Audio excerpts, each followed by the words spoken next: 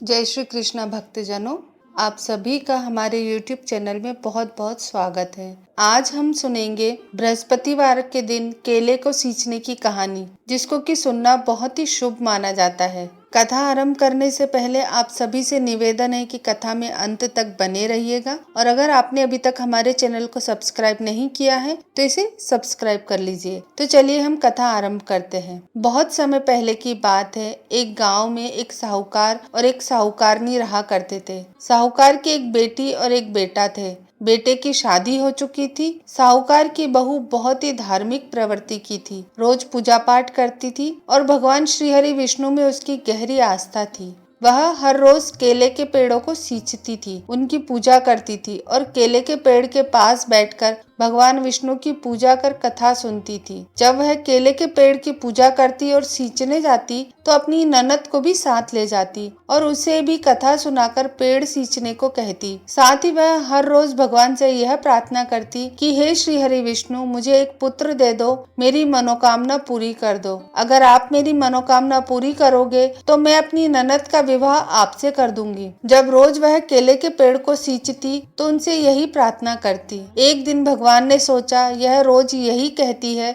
यदि इसे बेटा मिल गया तो अपनी ननद का ब्याह मुझसे कर देगी। इसकी मनोकामना मैं पूरी कर देता हूँ, फिर देखता हूँ यह अपनी ननद का ब्याह मुझसे कैसे करेगी। भगवान श्री हरि विष्णु ने उसे आशीर्वाद दिया और उनके आशीर्वाद से वह गर्भवती हो गई और उसे एक सुंदर पुत्र की प्राप्ति हुई। अपनी मनोकामना पूर्ण होते ही वह अपना वचन भूल गई, लेकिन भगवान तो वचन नहीं भूले थे। जब उसका बेटा 1.25 महीने का हुआ तो वह अपनी मायके जाने लगी। रास्ते में वही केले का पेड़ आया जिसकी वह पूजा किया करती थी। जब वह उस पेड़ के पास से गुजरी तो उससे आवाज आई, तुम कहती थी कि यदि पुत्र प्राप्त हो जाएगा तो तुम अपनी ननद का ब्याह मुझसे कर दोगी। अब तुम अपना वचन पूरा क्यों नहीं कर रही हो? यह सुनकर वह बहुत चौंक गई और आसपास देखने लगी, लेकिन उसे कोई नहीं दिखा। उसका पति भी उसके साथ जा रहा था, लेकिन उसे कोई आवाज सुनाई नहीं दी। इतने में दोबारा आवाज आई तो वे दोबारा आसपास देखने लगी। तभी उसकी नजर केले के पेड़ पर पड़ी जो जोर जोर से हिल रहा था। उसे लगा कि आवाज केले के पेड़ से आ रही है। वह बहुत डर गई और उसे अपनी कही बात याद आ गई। अब वो अपने बच्चे को लेकर जल्दी जल्दी वहां से चली गई और अपने मायके में भी वह घबराई हुई रहने लगी।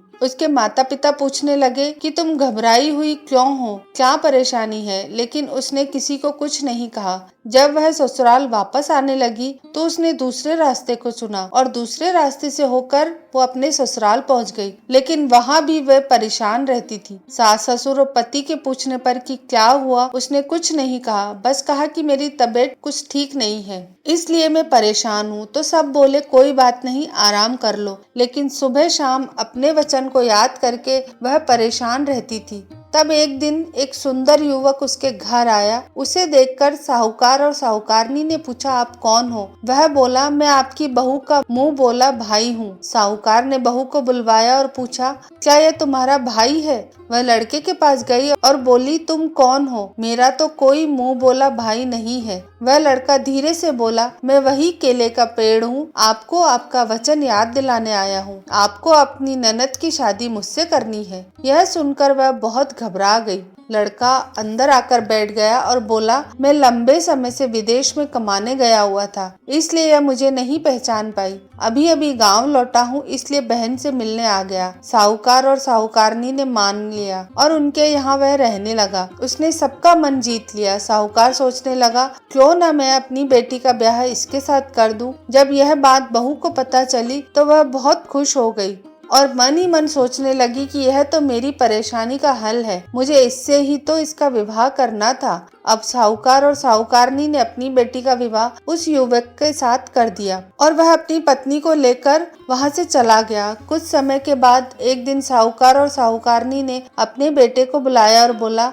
बेटा बहुत दिन हो गए तुम्हारी बहन की शादी हुए, उसके यहाँ जाओ। बेटा बहू से बोला, तैयार हो जाना, कल बहन के यहाँ चलेंगे। यह सुनकर बहू बहुत परेशान हो गई और सोचने लगी कि नंद का ब्याह तो केले के पेड़ से हुआ है, हम कहाँ जाएंगे। इस समय वह भाग भागकर केले के पेड़ के पास गई और जाकर प्रार्थना करने लगी, भगवान आपने मेरी ननद से ब्याह किया है, अब सब कह रहे हैं ननद के यहाँ हो आओ, हम कहाँ जाएंगे। तब केले के पेड़ में से आवाज आई, तुम चिंता मत करो, यहीं अपने पति को लेकर आ जाना, बाकी सब मैं देख लूंगा। यह सुनकर वह बहुत खुश हो गई और अपने घर आ गई। अगले दिन नंद के यहाँ जाने के लिए निकल पड़ी और चलते चलते केले के पेड़ के पास आ पहुंची। वहां जाकर उसने देखा कि केले के पेड़ की जगह एक आलीशान महल खड़ा था। खूब नौकर चाकर घूम रहे थे। यह देखकर बहू बहुत आश्चर्यचकित रह गई। अपने भाई भाभी को देखकर बहन बहुत खुश हुई और भाभी से बोली, मुझे बहुत अच्छा ससुराल मिला है, मैं बहुत खुश हूँ। कुछ समय बाद बहू ने कहा, हमें घर वापस चलना चाहिए, बहुत देर हो गई है। उसका पति बोला, इतनी जल्दी क्या है, अभी तो आए हैं, थोड़ी देर और रुकते हैं। वो बोली, नहीं हमें घर चलना है चाहिए। वे दोनों अपने घर के लिए निकल पड़े। थोड़ी दूर पहुंचने पर उसका पति बोला,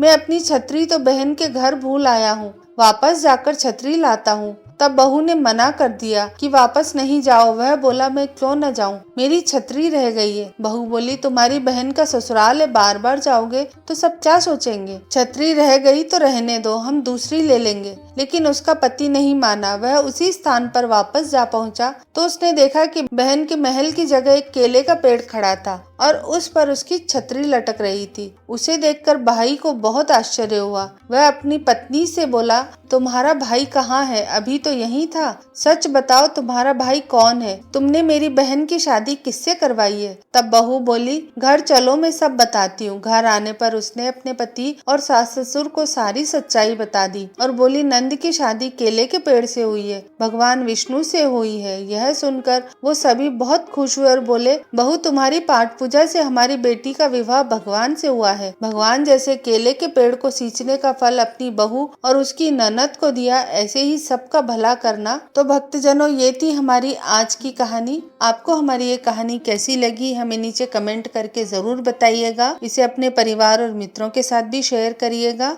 कथा अच्छी लगे तो इस वीडियो को लाइक करिएगा और हमारे चैनल को सब्सक्राइब जरूर करिएगा। जय श्री कृष्ण।